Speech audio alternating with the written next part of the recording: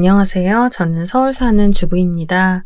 제게 일어난 최근 사이의 일이 여러분들에게 소개되면 좋을 것 같아 독수리 타법이지만 어떻게든 글을 써보겠다고 컴퓨터 앞에 앉았는데요. 다소 부족한 글솜씨지만 우리 채널 담당자님이 잘 다듬어 주시리라 믿고 써보겠습니다. 먼저 저희 시어머니 이야기부터 하고 싶은데요. 제가 인생의 결정적인 선택을 하게 만든 사람이 다름 아닌 시어머니거든요.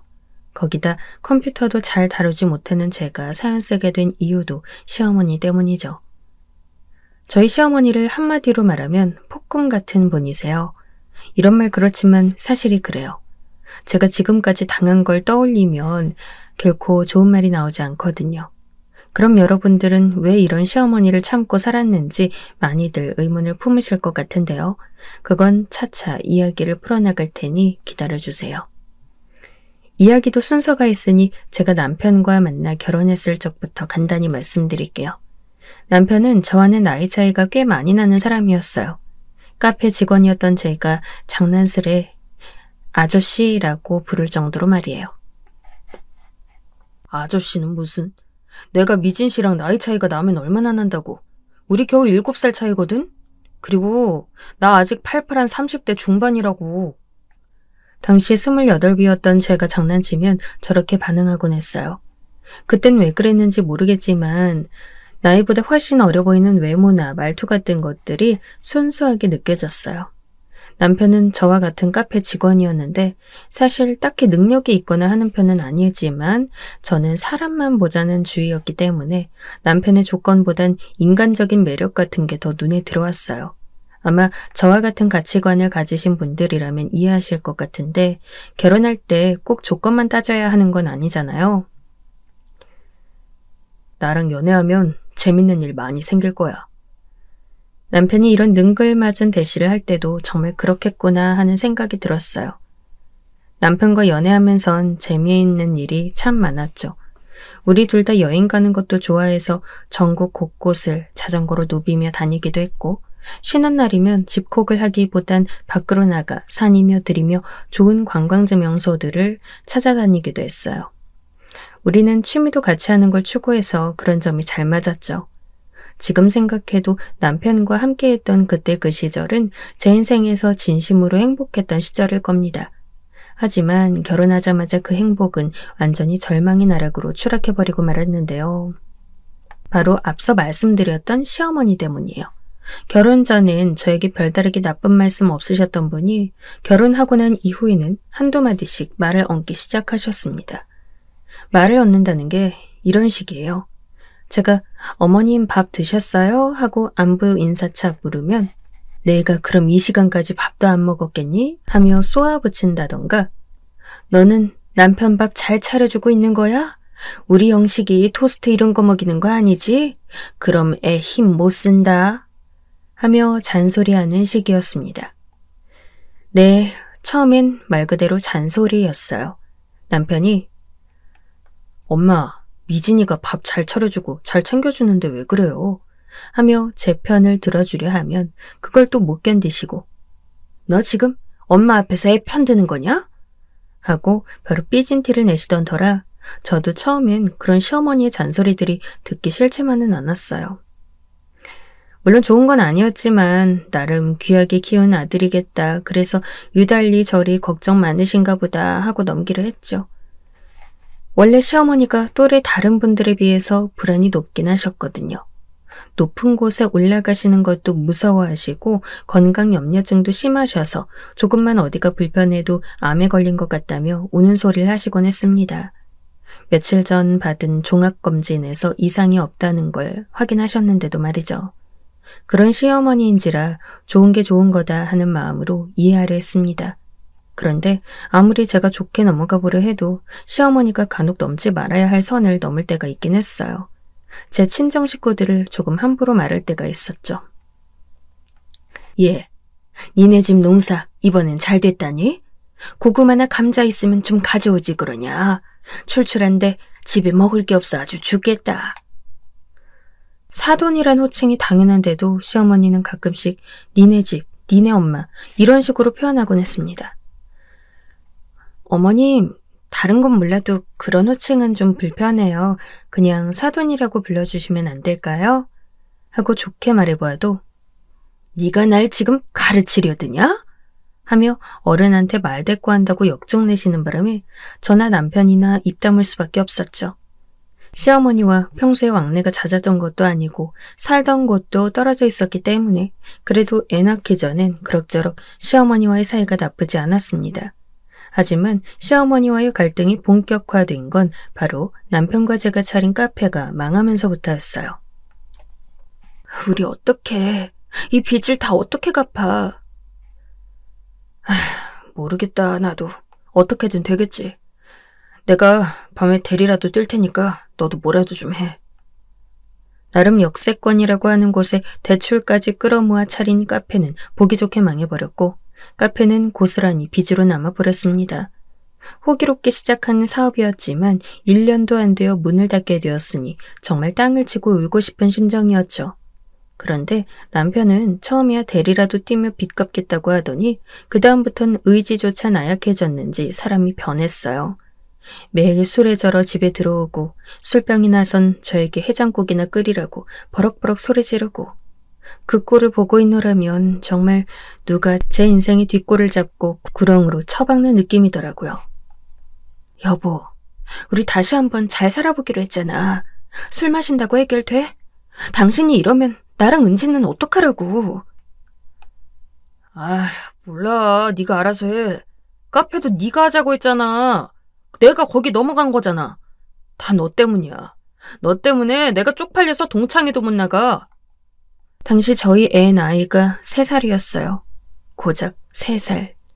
이제 세상의 빛을 알아보기 시작할 때인데 남편은 허름한 단칸방에 사는 자신의 처지를 비관하기만 했습니다. 남편 역할 포기한 건 그렇다 쳐도 아빠 역할은 해야 하는 거 아닌가요? 제가 아무리 달래고 어르고 해봐도 남편은 도무지 일어설 기미를 보이지 않았습니다. 그리고 저 혼자 발을 동동 구르며 돈 준다는 일자리는 죄다 찾아 나섰죠. 딸아이 일을 맡길 곳이 없어 어렵사리 친구에게 부탁해서 맡기고 낮에는 카페에서 일하고 밤에는 호프집 부엌 일을 하면서 눈물로 그 시절을 버텼습니다. 그러다 보니 남편과 갈라서고 싶다는 생각이 서서히 들더라고요. 아무리 애가 어리다고 할지언정 이대로 남편과 살다간 화병으로 죽을 것 같았어요. 허나 당시 남편보다 그런 저를 죽고 싶게 만든 사람이 있었는데요. 너 우리 아들 부추겨서 카페 차려놓고 돈 안 벌어온다고 그리 구박한다며? 예. 지금 영식이 여기 눈가에 다크서클 좀 봐라. 거뭇거뭇한 게 내일이라도 곧 죽을 애 같잖냐. 어머님, 카페 저희 부부가 합심해서 차린 거예요. 그리고 이 사람이 매일 술만 퍼마시고 아이도 돌보려 하지 않는데 그럼 제가 그 정도 말도 못해요? 지금 저희 집 빚이 얼만데요. 어머님께선 도움도 주지 않으시면서 어쩜 모든 걸 다 제 탓으로만 돌리시려 하는 거예요? 뭐야? 너 목적이 그거구나. 나도 돈이 없는데 내가 무슨 수로 니네 빚을 갚아줘. 아주 요망한 계집애네 이거. 내 너 그럴 줄 알았다. 네가 이 집안에 시집와서 며느리랍시고 얼굴 빼꼼히 내놓을 때부터 내가 알아봤어. 눈은 여우같이 쫙 찢어져가지고 내 아들 꼬셔서 용케 뺏어가더니 집안을 풍비박산 내놓고 할 말이 그리 많더냐? 응? 너 오늘 아주 정신 좀 차리자. 시어머니는 어느 날 일하는 저를 불러 남편을 구박하지 말라고 훈계를 내려놓더니 제가 뭐라 대꾸하자 머리채를 획 하고 낚아채버렸습니다. 그리곤 머리채를 이리저리 휘두르기 시작했어요. 빠져나올 새도 없이 저는 그대로 시어머니의 억센 손길에 이리저리 끌려다녔고요. 당시 남편이 와서 말리지 않았다면 머리채가 반쯤 뽑혀져 나갔을 겁니다. 바닥에 우수수 떨어진 머리카락에 남편도 할 말을 잃고 남편의 품에 안겨있던 딸아이는 엉엉 울고 그야말로 난장판이었어요. 시어머니는 그런 만행을 저질러 놓고도 저에게 그러니까 왜 가만히 있는 날 건드냐? 하시며 역정을 내셨죠. 그 사건으로 저는 곧장 남편에게 이혼 서류에 도장 찍으라며 난리를 쳤고 남편은 그제야 난감한 얼굴로 저를 보다 이내 무릎을 꿇고 싹싹 빌기 시작했습니다. 미안해, 정말. 내가 앞으로는 돈도 벌고 애도 보고 다 할게. 우리 엄마도 당신한테 손찌검 못하도록 주의시킬 거고. 한 번만 나한테 기회를 줘, 제발. 나 이렇게 혼자 되기 싫어, 여보, 어? 내가 잠시 정신이 나갔던 거야. 사업 실패하고 망하니까 스스로가 너무 초라해서 견딜 수가 없었어. 잠깐 현실을 부정했어. 이게 당신이 약속한다고 해결될 일이야? 당신 엄마를 당신이 어떻게 말릴 건데? 안 보고 살면 되지. 우리 엄마랑 당신이 이제 볼 일이 뭐가 있어. 명절날 말고는 연락도 하지 마. 말 같은 소리를 해. 당신 어머니한테 사과받기 전까진 절대 이 일 이대로 못 넘어가. 제가 어머니한테 사과받기 전까진 못 넘어가겠다고 하니까 남편은 더 울상인 얼굴로 시어머니에게 전화를 걸었고 둘이서 무어라 전화를 주고받더니 저에게 와서 남편은 이혼만은 없던 일로 해달라며 또 싹싹 빌었습니다. 처음엔 남편을 용서해줄 생각이 없었어요. 그런데 남편이 그 다음 날부터 술도 끊고 일하려는 모습을 보니까 사람 마음이 누그러지게 되더라고요. 남편은 아침부터 나가 밤까지 계속 일을 했습니다. 그러면서 제 눈치를 슬금슬금 보는데 저도 어느 순간부턴 이제와 이혼에 뭐하나 하는 생각이 들었어요. 이미 서로 못 볼 꼴 다 보았고 싸울 만큼 싸웠는데 이혼이란 쉬운 선택보다는 다른 선택이 하고 싶었어요. 특히 남편과의 이혼 생각을 접은 데는 딸아이가 컸어요. 딸아이를 이혼 가정에서 키우는 것이 죄스럽기도 하고 딸아이는 또 자기 아빠랍시고 남편을 무척 좋아하는데 그런 딸을 억지로 아빠에게서 떼놓는 것도 못할 짓 같았고요. 어쨌든 어찌저찌 복잡한 심경으로 이혼 생각을 접게 되었고 저는 남편이나 열심히 일만 했습니다. 다행히 그 무렵에는 사정을 들은 저희 친정엄마가 잠시 시골에서 올라오셔서 애를 봐주시기도 했고 그 덕에 저도 숨 좀 돌리고 일에만 몰두할 수 있었습니다. 물론 머리채를 잡은 시어머니가 생각나긴 했어요.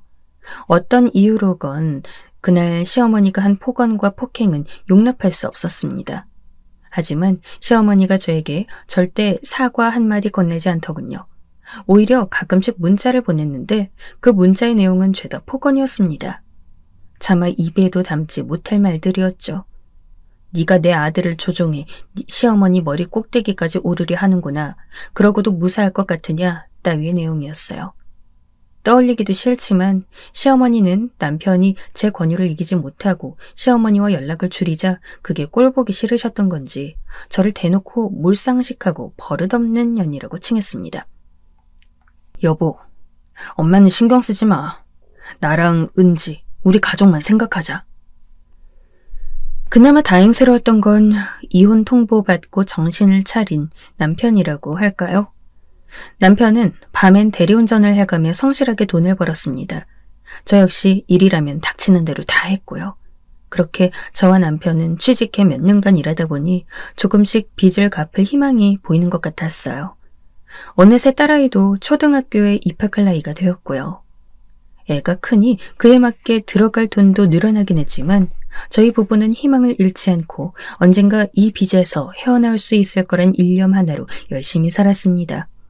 그런데 다시금 폭풍이 몰아닥치기 시작하는데요. 바로 남편의 시동생 때문이었습니다. 남편 시동생은 저와는 왕래가 별로 없었지만 남편과는 각별한 사이여서 꽤 술자리도 자주 가지곤 했는데요. 남편이 처음 사업 실패를 하고 난 후 술지옥에 빠졌던 것도 사실은 시동생이 시작했다고 봐도 과언이 아니었어요.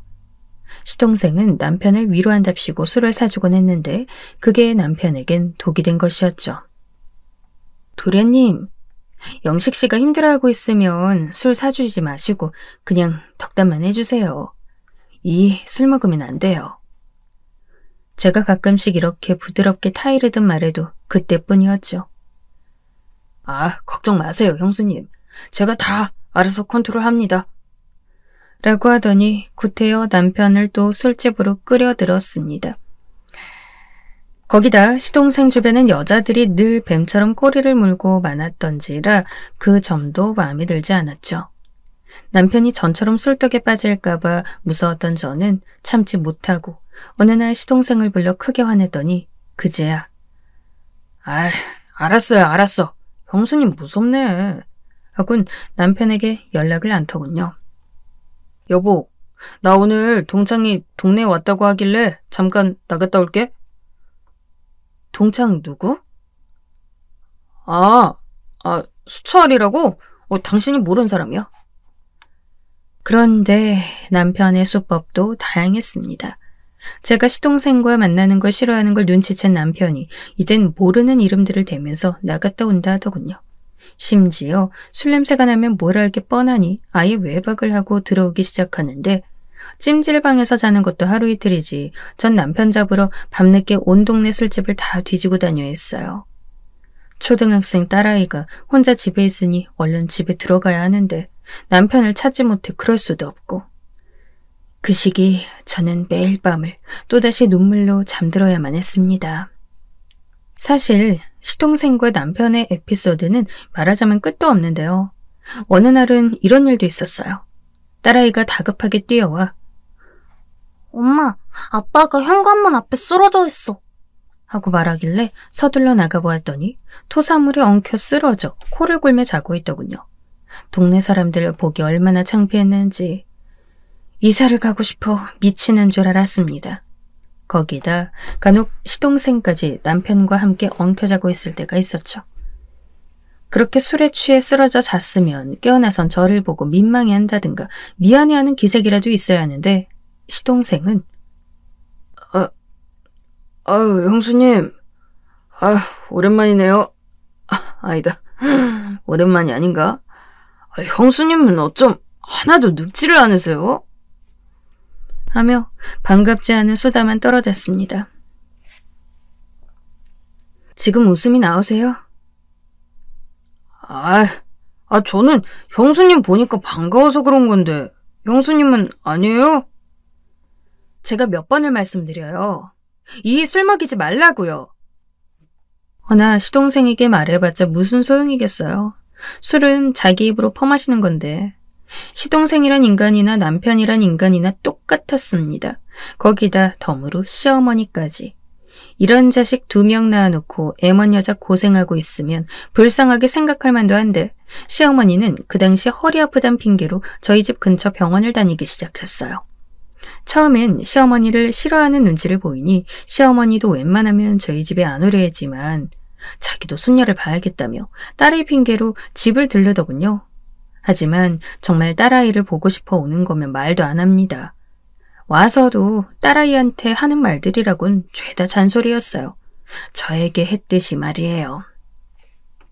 개집애가 옷차림이 그게 뭐냐? 빤스가 다 보이겠다. 치마 얼른 내리지 못해?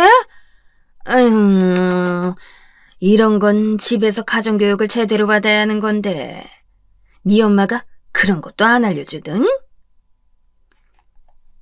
할머니, 나 치마 뭐가 짧아요. 요즘 다들 이렇게 입고 다니는 건데.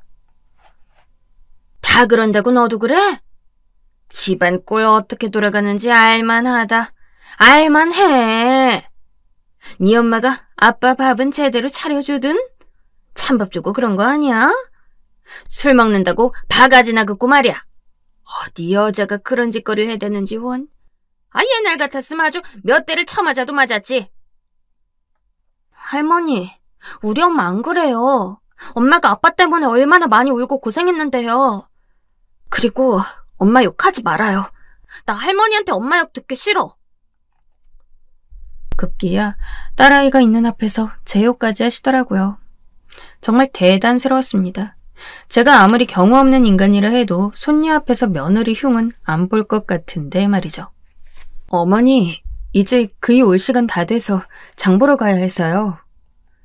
시어머니와 마주치기 싫어 겨우 저런 말을 꺼내면 그제야 시어머니는 자기 집으로 돌아가곤 했는데 그렇게 가시고 나서도 한참 동안 분을 사귀기 어려웠습니다. 아마도 오래전 머리채를 잡혔던 그 한이 남아있는 듯 했죠.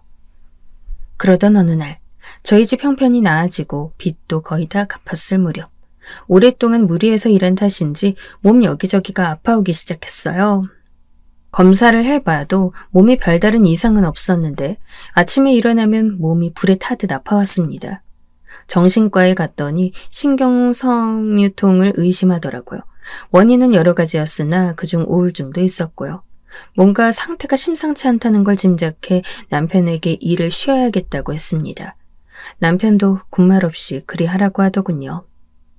그렇게 아주 오랜만에 일을 하지 않고 집에서 딸만 돌보며 몇 달을 쉬었습니다. 그런데 평소에 쉬어본 사람이어야 푹 쉬는데 막상 쉬려니 쉬는 것도 어색하더라고요. 적응하는데 며칠은 걸렸던 것 같습니다. 그래도 그 며칠이 지나자 딸아이와 오붓하게 영화도 보러 가고 가끔 단둘이 외식도 하며 시간을 보내니 참 좋았습니다. 딸아이도 엄마 쉬니까 진짜 좋다. 앞으로 엄마 그냥 쭉 쉬면 안 돼? 일은 아빠한테 하라 해. 라고 말하더군요. 지금껏 한 번도 조르지 않았던 딸인데 저와 지내는 게 행복하고 좋았는지 그리 말하는 딸을 보니 얼마나 그 말을 하고 싶었을까, 얼마나 꾹 참았을까 생각이 들어 눈물이 고였어요. 그런데 그게 화근이 될 줄은 몰랐죠. 시어머니가 어느 날 연락 없이 찾아와선 대뜸 그러시더군요. 너는 집에서 놀고 있는 애가 뭐 그리 바쁘다고 안 오긴 안 오냐? 네? 그게 무슨 말씀이세요? 내가 내 친구 생일잔치 있다 했냐 안 했냐? 그럼 눈치껏 네가 나 데리고 거길 가줘야 할 거 아냐? 내가 이다리하고 버스 타고 인천까지 가야겠어? 아휴 참나. 요새 일 안 한다는 소리 듣고도 기가 막혔는데 집에서 놀고 자빠져 있을 거면 셈이라도 잘 모시든가. 넌 어떻게 된 애가 기본이 안 되어 있니? 시어머니가 저에게 지나가는 말로 친구 생일잔치가 있단 말을 한 적이 있었는데 제가 먼저 연락이 없었다는 걸 트집 잡아 저렇게 말씀하시는 거였어요. 하지만 그냥 그거에 대한 말씀하시면 될 걸 제가 일 안 하는 걸 굳이 엮어서 공격을 하시더라고요. 지금까지 제가 정말 놀고 남편에게 돈이라도 다 벌어오게 했다면 억울하지도 않았을 겁니다. 뼈 빠지게 일하고 고생해서 빚 갚으면서 살았더니 내가 왜 저런 말을 들어야 하는 건지. 시어머니의 무지와 몰상식을 모르고 있는 바 아니었지만 그 순간만큼은 저도 화가 났습니다. 어머님, 제가 언제 일을 안 했나요? 제가 일 안 했다고 누가 그러던가요? 은지 아빠가 그래요? 저 지금 몸 아파서 잠시 쉬고 있는 거예요. 근데 힘들어서 지쳐있는 사람에게 꼭 그런 말로 상처를 주셔야 속이 시원하시겠어요? 그래야 어머님 직성이 풀리시겠냐고요. 참나. 넌 왜 엄한 나를 나쁜 시애미로 만드니? 그럼 내 아들이 이 시간에도 땀 뻘뻘 흘리며 힘들게 일하는 것 빤히 하는데 그럼 그걸 가만히 보고만 있니? 너라도 나서서 도와야 할 거 아니냐? 아니면 집안일이라도 제대로 좀 하든가. 올 때마다 집안은 개판에 아유 먼지봐 먼지. 아유 이거 내 폐로 들어가 건강 다 해치겠네. 그럼 오지 마세요. 오지 마세요 제발. 왜 매번 연락도 없이 오셔서 사람 복장만 다 뒤집어 놓고 가시는 거예요? 뭐야? 괜히 청소가 안 되어 있다며 트집 잡자 제가 한마디를 했는데 이어지는 시어머니의 행동은 충격적이었습니다. 갑자기 손을 번쩍 들더니 저를 때리려 하더군요.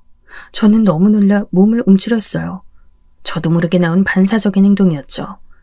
보고 있던 딸도 서둘러 달려와 그만하라며 시어머니를 말렸습니다. 할머니! 우리 엄마 때리기만 해봐. 아빠한테 다 이럴 줄 알아? 이놈의 계집애가 뭐라고? 아 저리 안 비켜? 그리고 그 순간 딸아이는 할머니를 말리려다가 그 억센 손길에 밀려 넘어지고 말았습니다. 근데 하필 딸이 넘어진 곳은 유리화병 쪽이었어요. 딸이 넘어지면서 유리화병이 깨지고 말았고 그 조각들이 그만 딸아이의 손에 박혀버리고 말았습니다. 저는 혼비백산하여 당장에 119를 부르고 딸을 병원으로 데리고 갔죠. 딸아이는 치료받는 내내 많이 아픈지 자지러지게 울었고 시어머니는 옆에서 안절부절 못하는 얼굴로 이내 혼자 병원 밖으로 나가버렸어요. 그리고 도저히 참지 못하고 시어머니에게 달려가 가지 못하도록 붙잡아 사과를 요구했습니다. 하지만 내가 왜 손이한테까지 사과를 해야 하냐? 뭐라고요? 나이 먹은 내가 왜 저 어린 것한테까지 사과를 해야 하냐고. 그리고 내 잘못이니? 지가 조심성 없게 넘어져 놓고선 어디 할머니한테. 그러니까 애초에 네가 집안에 틀어박히지 않고 일만 했어도 이런 일로 너랑 나랑 싸울 일이 없지 않았겠니? 기가 막혔습니다. 저한테 그러는 건 참을 수 있었어도 제 딸한테까지 막말하는 시어머니. 손이 먼저 나갔어야 했는데 저는 그 순간 너무 벙쪄 할 말을 잃었고 그렇게 멀어져가는 시어머니를 보다 남편에게 전화를 걸었어요. 남편에게 고래고래 소리 지르며 오늘 있었던 일을 얘기했습니다. 하지만 남편의 반응은 참담하더군요. 엄마가 그런 것도 아니네. 꼭 그렇게까지 과민 반응을 해야겠어? 뭐라고? 당신 딸이야. 당신 딸이 다쳤다고. 근데도 지금 그런 말이 나와?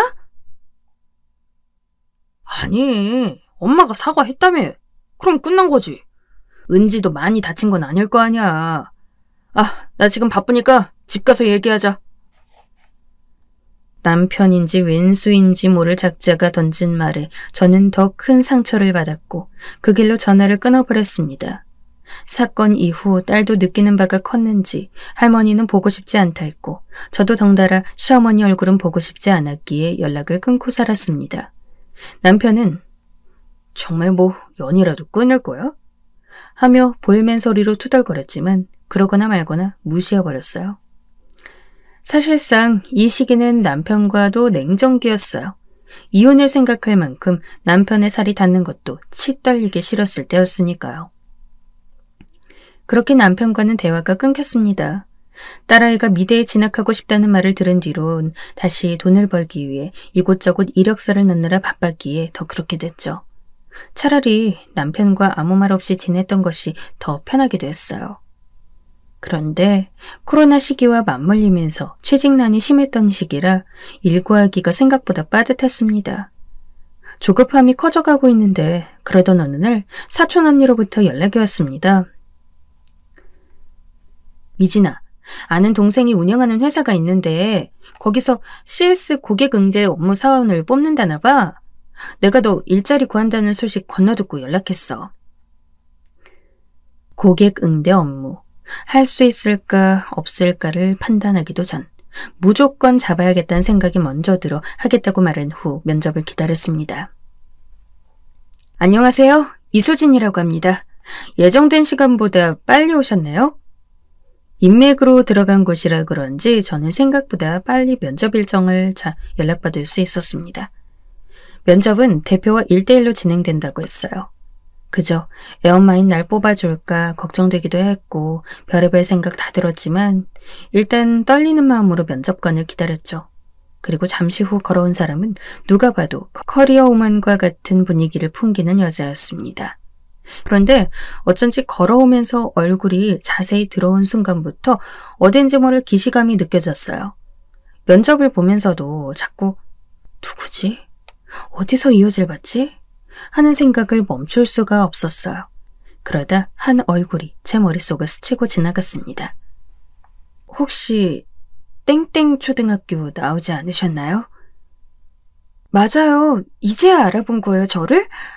언니, 저 옆집 살던 수진이잖아요. 네가 수진이라고? 네. 회사 면접을 보러 갔던 곳의 대표님이 바로 저희 고향 동생이었던 거죠. 사촌 언니와 제가 같은 고향에 살았었는데 저한테는 아는 동생이라고만 해서 고향 사람일 거라고는 꿈에도 생각지 못했습니다. 근데 알고 보니 수진이었더라고요. 수진이는 저와 진짜 돌림이고 얼굴도 닮아 자매 같다고 이야기까지 들었던 아이였어요. 전부터 똑똑하고 자기 할 일 똑부러지게 하던 아이였지만 이렇게 어여셔 커서 회사 대표가 된 모습을 보니 대견하기도 하고 내심 부럽기도 했어요. 언니, 이리 만나서 너무 반갑다. 그간 어떻게 지냈어요? 나야 애 낳고 살았지. 우리는 곧바로 업무 얘기가 아닌 살아온 얘기로 넘어갔습니다. 저야 그늘진 이야기들이 가득해 말하기도 쑥스러웠지만 수진이 역시 당당한 모습과는 달리 그간 사업 실패도 여러 번 경험하면서 인생에 쓴 고비를 마셨다고 하더군요.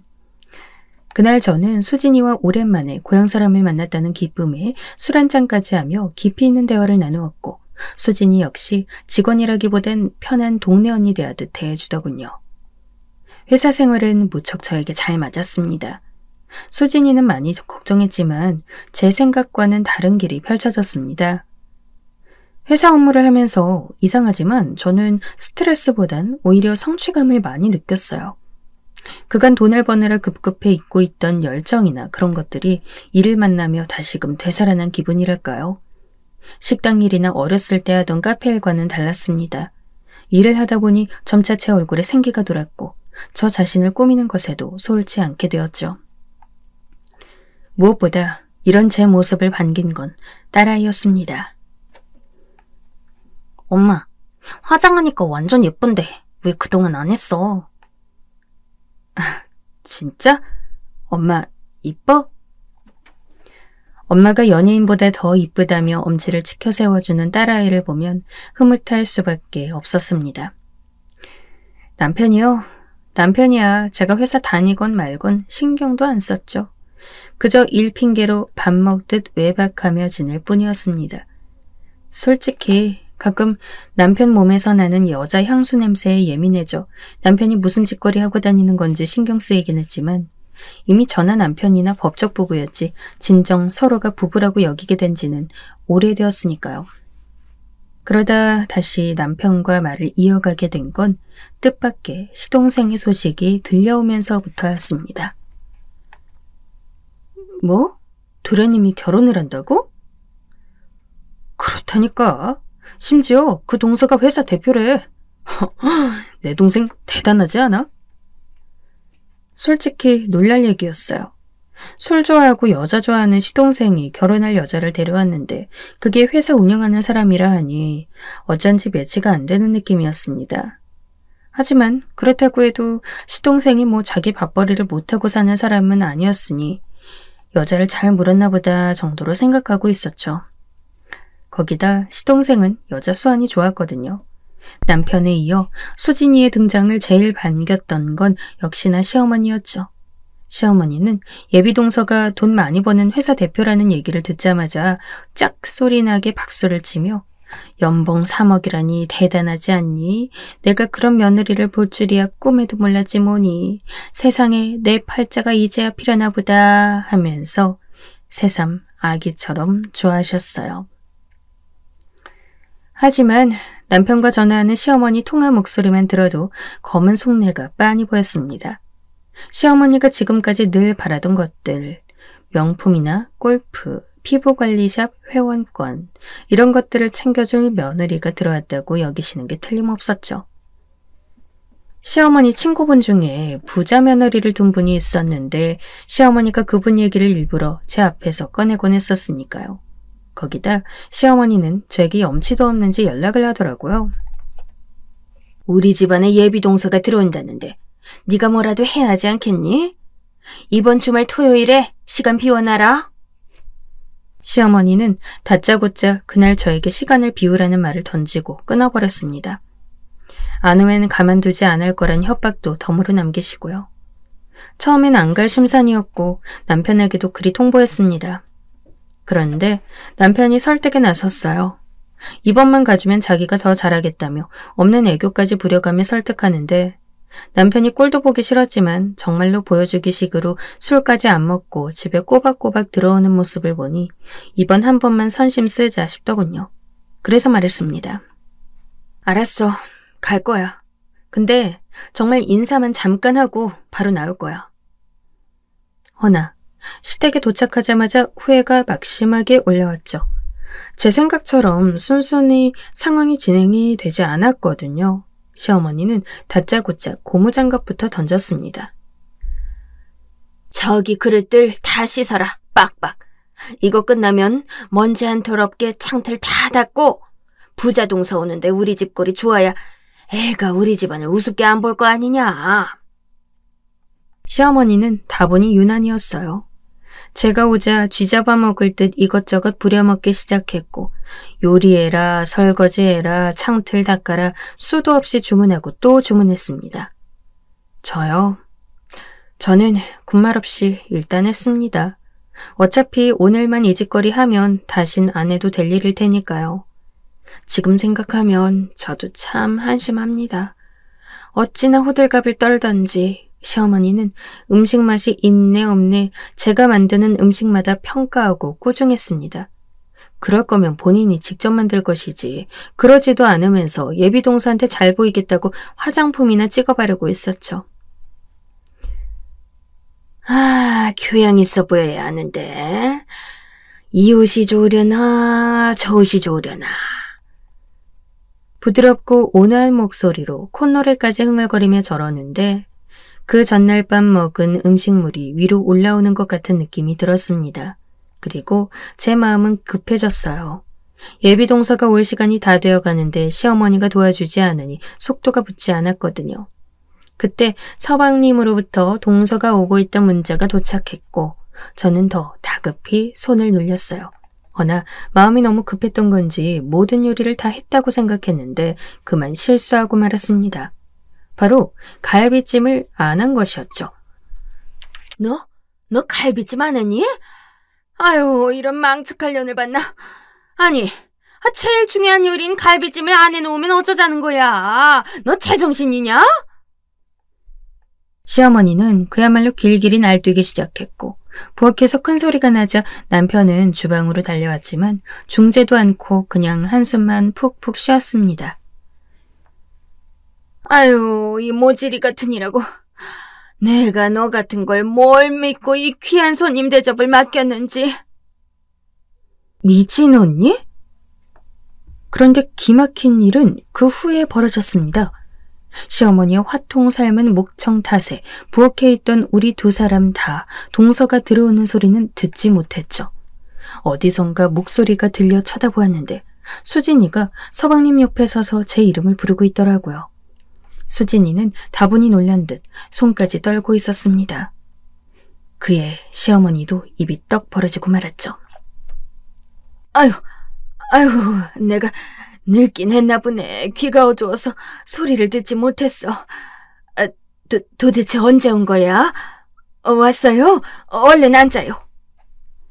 시어머니는 상황을 급히 수습하기 위해 애써 웃어 보였지만 수진이는 시어머니 말을 귓등으로 흘리고 저만 바라보았어요. 저 역시 놀란 기색을 감추지 못했죠. 수진이가 바로 예비동서일 줄은 꿈에도 몰랐으니까요. 시모의 성화에 수진이는 난감한 얼굴로 테이블에 앉았지만 식사 내내 무거운 침묵만 흘렀습니다. 저는 수진이의 얼굴을 쳐다보지도 못하고 밥알만 바라보았고 시모 역시 아유 듣던 대로 참하게 생겼네 하며 어떻게든 분위기를 띄워보려 했지만 수진이도 그 옆에 있던 서방님도 아무 말 하지 않았죠. 가시방석 같던 동서맞이가 끝난 후 수진이는 밖으로 나오자마자 저를 다그치듯 어떻게 된 일인지 물었습니다. 말하고 싶지 않았지만 이미 모든 상황을 들킨 거 저는 그간의 일을 울면서 다 말하게 되었고요. 수진이는 듣는 내내 충격적인 얼굴을 감추지 못했습니다. 언니, 어떻게 여태 그런 대접을 받고 살았어? 며느리 때리는 시어머니가 말이 돼? 이혼해야지. 그게 쉬운 일이 아니야. 난 애도 있고. 딸도 다 이해할 나이 됐어, 언니. 언니도 언니 인생 살아야지. 그 순간 왜 갑자기 눈물이 쏟아졌을까요? 수진이가 절 보며 언니 인생이라는 단어 한마디를 뱉는데 저는 그만 그 자리에 주저앉아 오열하고 말았습니다. 잊고 있던 무언가가 제 가슴과 가슴을 넘어 인생 전체를 뒤흔드는 느낌이었어요. 시어머니 앞에서 찍소리도 못하고 그 모진 소리를 다 받아내었던 바보 같던 제 모습이 겹쳐지면서 그만 저는 더 눈물을 참지 못했습니다. 고맙게도 수진이는 울고 있던 등을 쓸어주며 한참을 기다려주었죠. 수진이의 위로에 마음을 애써 갈무리한 저는 집으로 다시 돌아와 남편을 기다렸습니다. 남편은 그날도 시동생과 한잔하고 왔는지 술에 절어 비틀거리며 들어오더군요. 야, 너 예비동서랑 아는 사이였으면 말을 했어야지. 우리 엄마가 거기서 얼마나 민망했겠냐? 헛소리 집어치우고 이혼 준비해. 그 꼴을 보자마자 저는 남편에게 더 말할 것도 없이 짐 싸들고 은지를 데리고 나왔습니다. 남편의 마지막 얼굴은 술에 절어 저와 딸아이를 멍하니 바라보는 얼굴이었습니다. 그게 마지막 남편의 모습이죠. 이혼을 결정했을 땐 딸아이 걱정을 제일 많이 했지만 수진이의 말이 맞았습니다. 수진이 말대로 은지는 너무나 엄마의 이혼을 잘 받아들여 주었고 오히려 응원해 주었습니다. 엄마가 불행하지 않길 바랐다고, 딸아이는 오히려 자신이 엄마의 짐인 것 같아 그게 더 마음이 아팠다고 나중에야 속내를 털어놓았습니다. 남편과 이혼을 마친 후 저는 수진이, 그러니까 제 동서가 될 뻔한 사람의 회사에서 계속 일을 하고 있어요. 수진이는 저와 딸아이의 사정을 생각해 월급도 잘 챙겨주고 있고 회사 내에서 알게 모르게 배려도 많이 해주고 있습니다. 그리고 한 가지 덧붙이자면 수진이 역시 파혼을 했습니다. 시어머니의 본색을 보고 그런 결정을 하기도 했지만 시동생이 수진이 말고 만나던 여자가 있다는 사실을 알게 된 것이 컸습니다. 그리고 저희는 업무 관계에서 벗어나 가끔은 단둘이 술을 마시는 사이가 되었어요. 그러고 보면 사람 인연 참 묘하고 신기한 것 같습니다. 고향 동생 수진이를 다시 만나게 된 것도 모자라 수진이가 제 인생을 바꾼 것이나 다름없으니까요. 만약 그날 수진이가 예비동서로 나타나지 않았다면, 제 인생을 살라는 말을 하지 않았다면 제 운명은 어떻게 되었을까요? 오늘도 이 기묘하고 신비한 인연에 감사하게 됩니다. 이 이야기를 들으신 여러분들도 다들 힘내시고 여러분의 인생이 오롯이 여러분의 인생이길 기도하겠습니다.